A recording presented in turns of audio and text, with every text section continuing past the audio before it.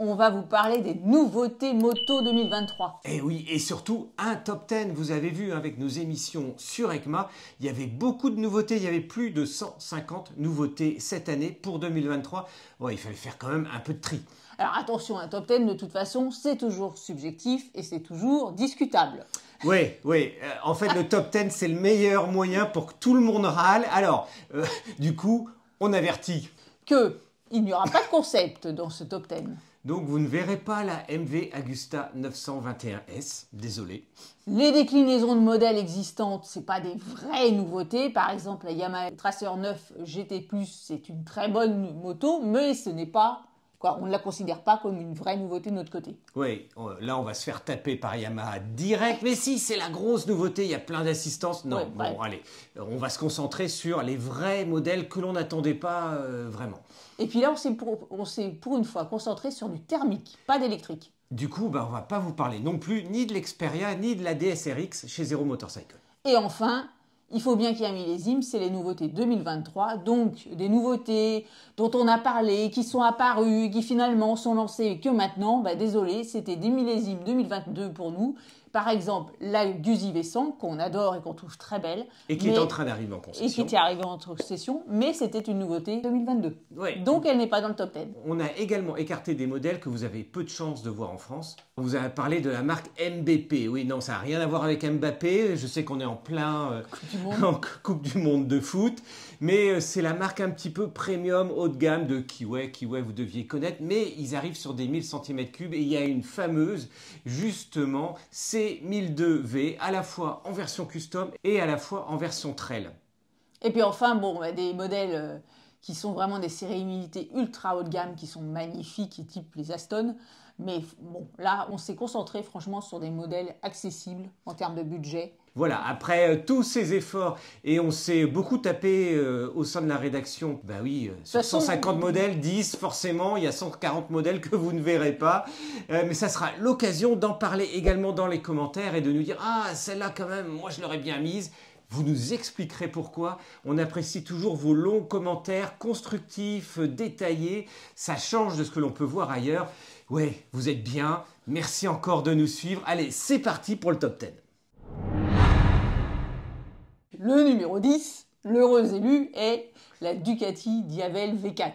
Et oui, on était habitué au V2 et puis dans les multistrada, il y avait eu les V2 et les V4. La Diavel était en V2, un bon gros moteur qui chauffe bien. On a fait une sortie, on s'en rappelle, en plein été en ville avec le V2.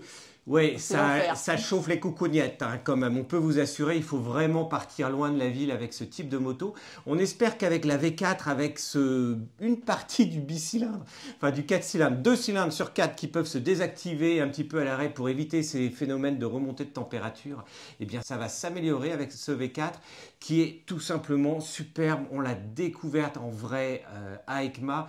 Le feu de jour, le feu DRL, la signature à l'avant et puis la signature lumineuse à l'arrière aussi. Oui, grâce à ces feux LED avec ce treillis, on n'a pas juste un rond rouge comme on le voit encore sur certaines nouveautés 2023. On a eu vraiment une signature arrière très très élégante comme le reste de cette moto. J'avais hurlé quand la Diavel V2 était sortie, ne serait-ce que parce que à 20 000 € le bout, c'était quand même pas une moto accessible au commun des mortels. C'est une moto qui a fait un carton. C'est vraiment l'arrivée des Power Cruiser. On en voit d'autres, il y en a d'autres, pas dans le top 10, mais dans la production actuelle. Il faut dire que y a de la puissance quand même. 168 chevaux. Voire 180 chevaux dans sa version racing. 0 à 100 en 3 secondes. Oui, non, ça pousse vraiment. On a l'impression d'un truc un peu pâteau, très lourd. On se rappelle des vieux gros custom type VN 2000, voire la Rocket 3. Non, là, la Diavel, ça pousse vraiment. Surtout qu'ils l'ont allégé un peu par rapport au millésime précédent, puisque maintenant elle a 223 kg, donc elle a perdu 10 kg. Et on a quand même pratiquement 1200 cm3, 1158 cm3 pour être précis. 223 kg, c'est le poids de certaines 800 et notamment de certaines 800 dont on va vous parler dans ce top 10. C'est ouf. Donc c'est une moto légère, d'exception. Au prix d'exception, puisqu'elle est annoncée, là pour une fois on a le prix, à partir de 27 490 € pour le coloris rouge. Et oui, ça va dépendre du coloris que vous allez choisir. Ouais, ça commence à piquer. C'est quasiment en fait la plus chère de notre top 10. Mais voilà, il y a une dizaine de nouveautés Ducati cette année avec tous les scramblers, etc. Et dans les autres et les évolutions des autres modèles, il y a la Night Shift, etc. Il y a des vraies évolutions. On voulait quand même en prendre une symboliquement, pas la moins chère. Allez, ça va mieux se passer après. 9e position, la Benelli Tornado Neck Twin 500. Alors là, j'avoue que Benelli, je suis arrivée sur le stand, ils m'ont scotché. Ils ont innové déjà par le design du modèle. Le coloris, là, ce vert caraïbe avec les petits motifs blancs, au moins c'est original. Pareil, les phares, la forme des phares avant en LED forment vraiment une nouvelle signature pour ce modèle qui n'a entre nous rien à voir avec le Tornado Tri. Eh bien non, c'est parce que Benelli, on y pensait, hein, quand on parle de Tornado, on parle au Tornado Trait, d'il y a quasiment une vingtaine d'années, avec son 3 cylindres. Ici, on est sur un bicylindre, donc ça n'a rien à voir. Il y en a encore qui vont hurler de pouvoir avoir mis un Tornado sur un bicylindre. Mais alors, c'est une vraie bonne nouveauté, parce que c'est une petite cylindrine, 500 cm3. 47,6 chevaux, 46 Nm, donc à 2 bien sûr. Avec un poids qui, pour une Benelli, bon, c'est pas léger, mais bon, pour un roadster, c'est correct, on va dire, 199 kg tout plein fait. Et puis surtout, Benelli, avec les Leoncino, que l'on avait vu aussi bien en 125 qu'en 800, voir les trails, il y a un petit côté moto historique, ancienne, pour reprendre vraiment sur les bases Benelli. Et là, on se retrouve sur quelque chose de bien plus moderne. Et ça, c'est vraiment sympa, qui va se rapprocher avec une moto qui devrait être accessible en termes de tarifs sous le prix d'une MT-07 ou d'une Hornet 750, comme on l'a vu. Et toutes ces petites cylindrées, ça fait du bien. Alors, 8e position, Royal Enfield, qui nous a fait découvrir sa 650 Meteor. Eh bien oui, on connaissait les 350 et les 650. Dans les 350, là, il y a la Hunter et la Meteor 350, une petite moto de 20 chevaux qui est vraiment très agréable au quotidien et surtout pas cher, accessible, à peine au-dessus des 4000 €. Ça, c'est plutôt pas mal. Il était à peu près logique sur la base des plateformes 650 type la Continental GT ou l'Interceptor. Eh bien, de voir une déclinaison en 650 de cette fameuse Météor avec la Super Météor 650. Voilà. Et donc là, on retrouve un bicylindre de 648 cm3, éligible à 2, puisque 47 chevaux, 52,3 Nm. Elle n'est pas légère, 241 kg tout plein fait. Ouais, comme beaucoup de custom, mais quand même. Pour une 650, oui, c'est limite une enclume. Voilà, heureusement la selle est basse, donc ça compensera. Et le prix, qui se veut raisonnable, s'il est maintenu, 8 000 €. Ouais, moi je trouve pas ça raisonnable en fait. Tu doubles de cylindres entre une 350 et une 650, tu doubles le prix. Non, c'est pas comme ça que ça fonctionne normalement.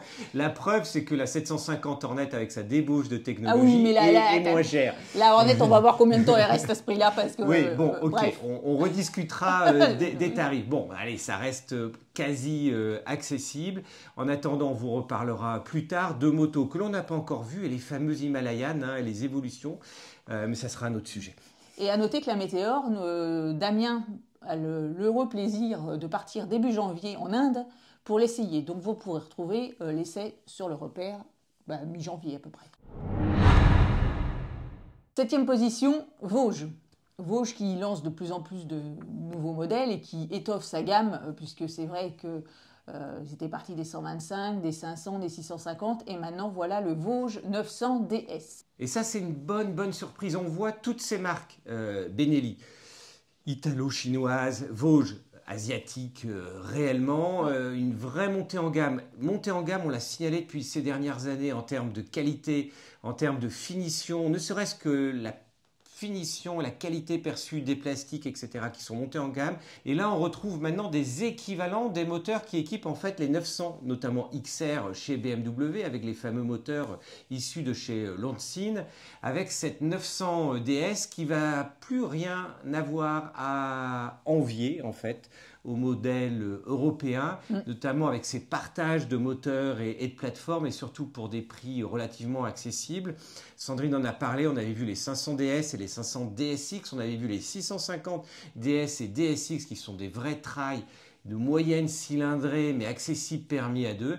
Là, on passe à un niveau supérieur avec cylindrée supérieure, puissance supérieure. Oui, bicylindre, en fait, on retrouve un bicylindre comme d'habitude, 895 cm3, 96,5 chevaux, donc assez puissante, 91 Nm. Bon, le poids, 220 kg à vide, c'est peut-être un petit peu le point faible, entre guillemets, de ce type de moto. On va être au même poids qu'une Benelli Leoncino 800 T. C'est la même catégorie. C'est la même catégorie. Et une hauteur de selle modérée, on va dire pour un trail, 825 mm, ça va encore. Mais c'est vrai que vraiment la qualité perçue sur le stand de ce modèle est remarquable. Vraiment, on a toutes les finitions, les écrans TFT, les protections de sabots, vraiment tout l'équipement et le look qui va bien. Reste après peut-être à alléger encore les modèles effectivement par rapport aux autres marques. Et c'est là où ça devient intéressant de parler de ces fameux poids à sec, poids à vide, poids tout plein fait. Pourquoi? Parce que, eh bien, on va en reparler avec la Transalp. Spoil sur une autre de ces de top 10 dans notre liste. Mais en fait, la Transalp, elle arrive sans sabot moteur, sans protection, sans quasiment à nu, ce qui permet de faire baisser le poids. Et là, cette Vosges, il y a les supports, il y a le sabot moteur, il y a des protections un peu partout. Tout ça, ça rajoute du poids et des kilos supplémentaires. Il faudrait quasiment être capable de comparer les motos entre guillemets sans les accessoires, mais tout plein fait. Mais ce qui change encore après avec les impressions et les ressentis, typiquement une 1250 GS avec son flat situé très très bas est plus légère que semble plus légère au ressenti que des motos qui sont en fait plus légères en termes de poids. Donc il faut vraiment voir comment le poids est réparti et ça la fiche technique ne nous le donne pas. Non. Par contre l'essayeur le donne. Zef avait été un petit peu dur peut-être avec la Benelli Leoncino en disant que le ressenti, elle était quand même lourde par rapport à d'autres motos. Voilà, on vous en dira plus lors des essais qui arrivent cette année. En 6e position, la Fantic Caballero 700. Alors, le coup de cœur de Sandrine. Ouais, moi je l'adore. Avec elle, elle serait arrivée en première position. Non, franchement, j'adore les scramblers, ça tout le monde, vous devez le savoir, mais celui-là, franchement, au niveau de la finition, du look, je n'ai rien à dire à part bravo, j'achète. Un bicylindre de 689 cm3, puisqu'en fait, ils ont repris le Twin CP2 de Yamaha, donc c'est-à-dire moteur de la MT-07. Donc ça, c'est super sympa.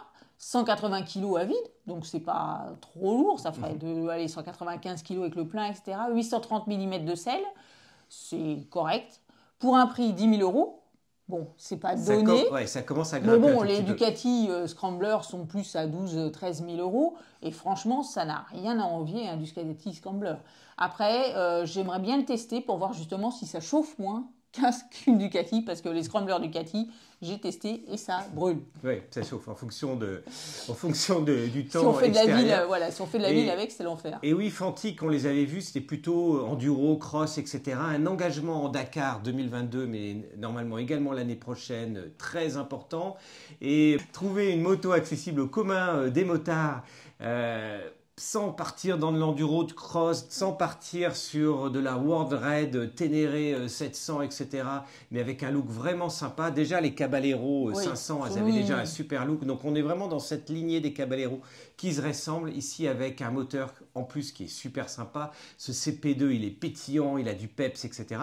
Par contre, on est bien plus cher que ce que propose Yamaha. Et il se trouve que pour parler de ses partenariats, Fantic avait racheté une marque qui appartenait à Yamaha. Et oui, c'était un fabricant en fait, c'est le fabricant de moteurs Minarelli qui est le fameux moteur des Caballero. Donc c'est logique que Fantic décline sa collection sur le 700 avec ce moteur-là. Voilà, on a hâte de l'essayer. Vous nous direz si ça vous intéresse. On arrive avec la moitié de notre top 10 avec la 5e position avec le Peugeot 300. Eh bien oui, ce fameux Peugeot dont on vous avait parlé lors du Salon de Paris en 2018 avec deux concepts qui étaient vraiment superbes. On leur demandait régulièrement, alors les 300, les 250, elles sortent quand? Et ils nous disaient, bah oui, ça doit arriver. Bon, il faut dire que Peugeot, c'était jusqu'à il y a très très récemment 100% détenu en part par Mahindra, même s'il y a l'usine demandeur en France. Donc être détenu par, entre guillemets, un partenaire ou un constructeur indien, ça doit pas faciliter les choses pour arriver à sortir les productions. Mais en attendant, enfin, elle arrive, à la fois en 125 et surtout en 300. On a hésité à savoir où on la mettait. C'est Peugeot, entre guillemets, français, pour l'usine de Mandeur. On ne sait pas encore où sera fabriquée cette 300 cm3. Voilà, on la met où? On l'a mis au milieu, voilà. C'est une manière de trancher. Bon, après, c'est vrai que en termes de look, on aime ou on n'aime pas. C'est sûr que c'est beaucoup plus moderne que ce qu'ils nous avaient proposé initialement, qui était vraiment néo-rétro. Voilà, les P2X de 2018 étaient vraiment, à mon goût, magnifiques, un peu plus rétro, notamment au niveau du phare, etc. Là, ils ont voulu reprendre un peu le code des Peugeot, de Peugeot Automobile. Ça se ressent sur la signature lumineuse. Il y a des griffes à l'avant et à l'arrière. Alors certains disent qu'à l'avant c'est les canines. Bon, on vous laissera juger. En termes de moteur, c'est un petit mono de 4 temps de 292,4 cm3, 29 chevaux, 24 Nm, 162 kg tout plein fait, 810 mm en hauteur de selle, donc c'est tout à fait raisonnable, donc bien sûr éligible à 2. Donc une moto pour bien au quotidien, en citadin. On n'a pas encore le prix. Non, qui devrait se situer plutôt dans la tranche haute des 300 cm3. C'est un peu le souci que l'on a vu aussi bien chez Honda avec les CB 300, que l'on retrouve avec les Ninja 300 ou chez Kawasaki. Ces 300 qui sont en fait pas très très loin des prix des 500 cm3. Et franchement, pour un A2, il se dit, entre les deux, je vais peut-être préférer une 500, alors que les 300 et les 400, quand ils ont du peps pour se remettre en selle et prendre confiance en soi, c'est vraiment sympa comme cylindrée. Surtout les 400. Alors la 300 du coup est un petit peu en dessous, parce qu'on va se retrouver également sur une cylindrée proche d'une Météor. Sauf que là on a plus de chevaux. On attend de l'essayer, l'essai va arriver très très vite. Quatrième position, nous la partie dans les trails avec la Suzuki V-Strom 800 DE. Et ça, c'est cool parce que c'est en fait une vraie nouvelle plateforme chez Suzuki. On connaissait les V-Strom 650, 1050. Voire la 1050. Et puis, on connaissait toute la plateforme GSX-S 750. Et là, en passant à la 800, ce n'est pas une augmentation d'alésage de cylindrée toute simple par rapport à l'existant. Non, c'est une vraie nouvelle partie cycle, moteur, etc. qui, du coup, va être partagée sur deux modèles qui font partie de notre top 10. Pourquoi? Parce que c'est vraiment sympa de voir Suzuki nous sortir des nouveautés. Ça faisait des années qu'on nous disait, vous allez voir, il va y avoir des vraies nouveautés et tout. Bon, ok. On n'oublie pas la Katana, qui n'a pas vraiment été un super succès commercial, hélas, pour Suzuki. Mais sinon, on avait un peu l'impression de revoir la SV650, les petites évolutions sur les GSX, aussi bien 750 que 1000. Ce sont d'excellentes motos. On a vraiment fait du duo sur plusieurs milliers de kilomètres. On a fait des sorties road trip, notamment avec la version GT de la 1000. C'est vraiment sympa, des moteurs qui sont fantastiques également.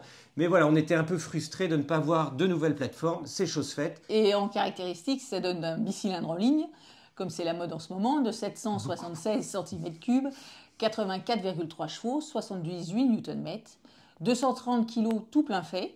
Donc on se trouve sur ces branches de 220-230 kg sur ces cylindrées de 800. Avec une hauteur de selle à 855 mm, donc c'est un peu haut, mais c'est un V-Strom. Ouais, c'est un trail, c'est un vrai trail. Voilà. Mais bon, avec des finitions de qualité. On a des fourches Showa, des freins Nissin, une bulle réglable, le sabot moteur, un écran TFT 5 pouces. Donc il y a tout ce qu'il faut entre guillemets pour partir baroudé. Et puis de l'électronique, ce qu'on voyait en général sur des modèles plus haut de gamme, type les 1000, type les 1200, 1250 chez BMW. Là, on a vraiment beaucoup d'assistance. Et c'est ça notamment qui explique la hausse des prix pour ce qui ne sont que des 800. On peut le voir dans les deux sens. Moi, j'adore. Mais ces moyennes cylindrées-là, elles sont top. Normalement, elles sont plus légères, elles sont plus maniables, elles sont plus faciles. On peut vraiment partir en tout chemin avec. Par contre, les prix, ils piquent. On était habitué à avoir plutôt des modèles sous les 10 000 €. Là, non. Là, on a le prix définitif, 11 499 €.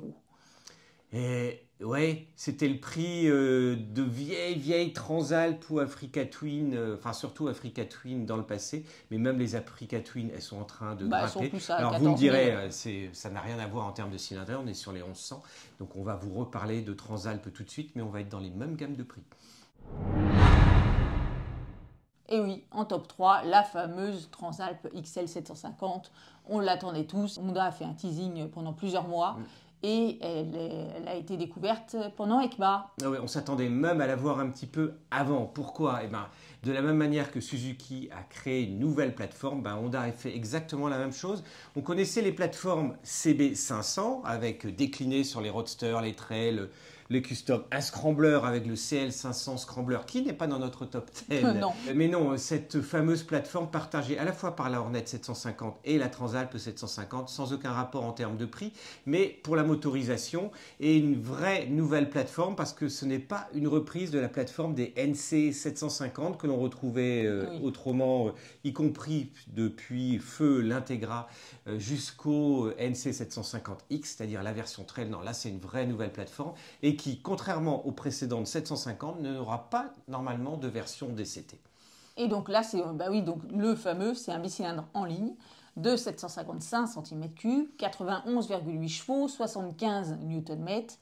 Donc là, on est très proche, on est un peu plus puissant que la V-Strom. 208 kg tout plein fait.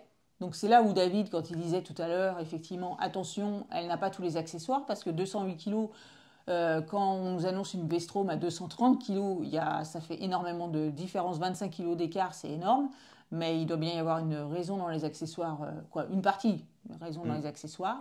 Une hauteur de selle classique, 850 mm. Ah, c'est pareil, c'est pas pour les nains. Hein. Non. Et je me mets dans la catégorie nain. 1m70, quand on arrive à 850 mm, avec ces poids-là, ouais, ça commence à falloir faire attention et à regarder aussi quand on doit s'arrêter ou mettre le pied par terre. Bien sûr, roue classique pour un trail, une jante de 21 pouces à l'avant et 18 à l'arrière.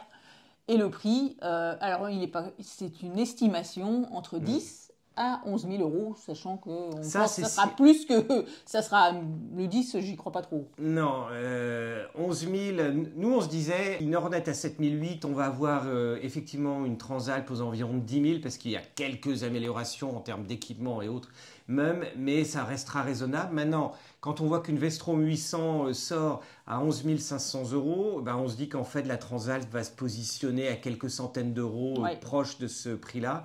Il y a même un prix qui est sorti en Belgique pendant une demi-journée sur le site Honda à Belgique à 12 000 euros. Là, par contre, ça nous paraît carrément trop cher. Le prix a disparu depuis. On sait qu'on n'aura pas le prix avant le mois de janvier. Ça nous a été confirmé. C'est la seule chose qui nous a été confirmée, en fait.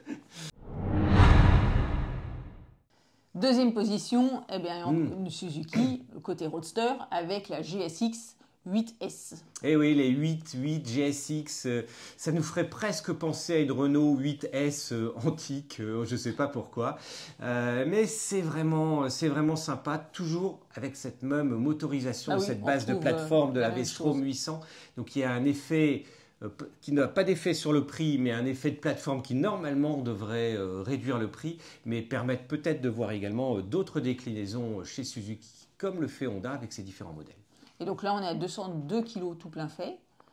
Donc bien sûr, comme on vous l'a dit, nouveau moteur, nouveau châssis, fourche Kayaba, frein Nissin, écran TFT 5 pouces, ça devient un petit peu la norme sur tous ces modèles. Et le prix, là, a été annoncé à 8 899 euros. C'est-à-dire à peu près 1 000 euros plus cher que la fameuse Hornet. On ne vous rappelle pas les caractéristiques moteur, puissance, coupe, c'est la même chose que la V-Strom dont on vous a juste parlé avant. Il n'y a pas de différence, hormis un chouïa de chevaux en moins pour cette GSX 8S, mais il faut voir après comment ça va se répartir au niveau du couple, et on le sait, sur toutes les nouveautés et sur tous les modèles d'aujourd'hui par rapport à il y a quelques années, ils ont beaucoup travaillé pour que le couple soit disponible beaucoup plus bas dans les tours, et nombreux sont les modèles qui commencent à avoir du couple sur les 3000 tours minutes et qui sont capables de rouler sur le 6e et dernier rapport à 2000 tours minutes, ce qui était quasi impossible quand on pense à il y a quelques années. Je me disais, moi, qu'ils auraient pu appeler cette GSX 8S bandit, de la même manière que Honda revient à nous parler de Transalp, alors que la Transalp, c'était ce modèle mythique depuis la 600, depuis 87. Cette bandit aurait très bien pu se caler là dans la 800. Non, il faudra peut-être attendre encore une nouvelle saison, une nouvelle unité avant de revoir la bandit revenir chez Suzuki. Et enfin, en première place, vous l'aurez deviné, nous n'avons pas résisté à mettre la Honda CB750 Hornet en première place, quand même, il faut le souligner, pour plusieurs points. notamment son histoire. Ah ben quand même, une histoire qui remonte à 1996, d'abord avec les 250 et puis très rapidement avec les 600, 2 ans plus tard. Et puis cette grosse révolution de la Hornet 600 en 2007 avec un vrai 4 cylindres. J'avais adoré cette machine. Alors certains... T'es pas le seul. Non, je suis pas le seul, mais autant le moteur était... tranquille, avec du couple, mais pas trop, jusqu'aux 5000, 6000 tours. Et puis dès qu'on passait les 7000, 8000 tours, ça partait comme une fusée. Ce double caractère moteur, moi je le trouvais avec ce 4 cylindres vraiment super sympa. J'avais un petit peu moins aimé la version 2011 que j'avais trouvé un petit peu assagie. Mais là ça revient et bien sûr pas de 4 cylindres. On récupère un nom, mais on récupère ni le look, ni le moteur, ni quoi que ce soit. Ça vous a fait hurler tous là-dessus. D'où des humeurs et des questions sur les forums et la partie communautaire du repère des motards, avec notamment, si la Hornet 2007 ou 2023 était au même prix, laquelle prendriez-vous? C'est un vrai sujet, mais revenons à cette fameuse CB750 Hornet que vous avez vue à Intermot et qui est la vraie nouveauté dont on vient juste de vous sortir l'essai pour vous faire votre idée, parce que Damien, qui l'a essayé, nous a dit « Ah non, et moi... par rapport à l'ancienne, il n'y a pas photo. C'est la 750. Ouais. Bon, c'est vrai que sur le papier, faut déjà... Elle est vraiment numéro 1, notamment pour son rapport qualité-prix, parce que là, il n'y a rien à dire. Un bicylindre 755 cm3, 91,7 chevaux de puissance, 75 Nm du couple. Donc, elle a de la puissance, elle a du couple.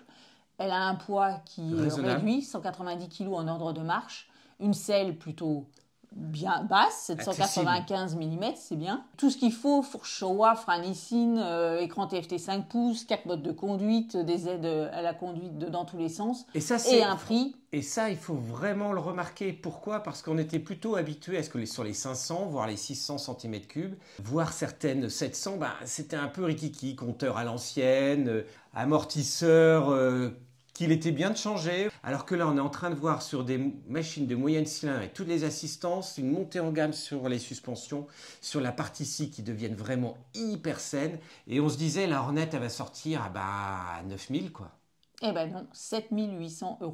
Alors là, franchement, c'est le prix de certains modèles asiato, chinois, que l'on voit sur le marché quoi. Alors que, il y a le réseau Honda, il y a 5 ans de garantie, on va la trouver partout. On peut discuter le look, mais c'est déjà en train de se tasser. On voit les évolutions des commentaires depuis Intermot.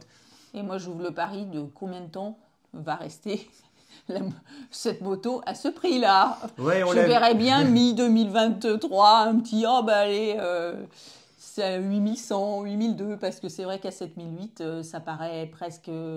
impossible à tenir en termes de tarifs, donc à voir, mais si vous la voulez, je vous conseillerais de l'acheter maintenant, quoi.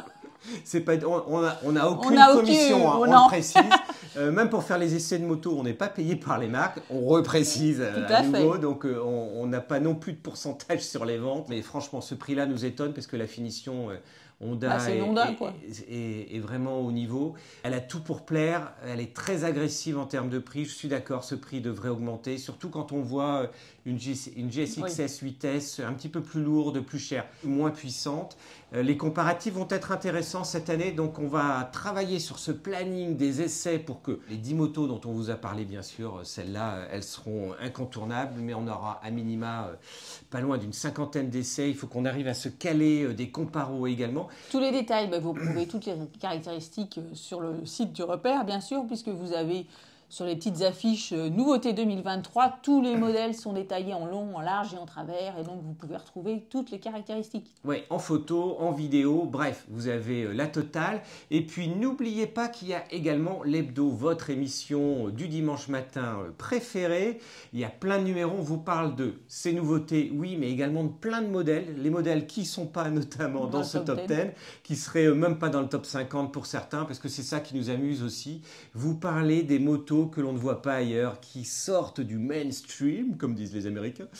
Bref, voilà. Si vous découvrez la chaîne aujourd'hui à l'occasion de ce top 10, qui était un petit peu long, mais j'espère que le temps a été très court, n'oubliez pas de vous abonner, cliquez en bas à droite. On vous invite très vite à retrouver plein d'autres émissions sur les nouveautés 2023 avec les roadsters, les trails, les routières, bref, tous les modèles dont on ne vous a pas parlé dans ce top 10. Bref, À très vite, À la très semaine vite. prochaine et la semaine suivante et les semaines qui suivent. Allez, à ciao, Ciao. salut!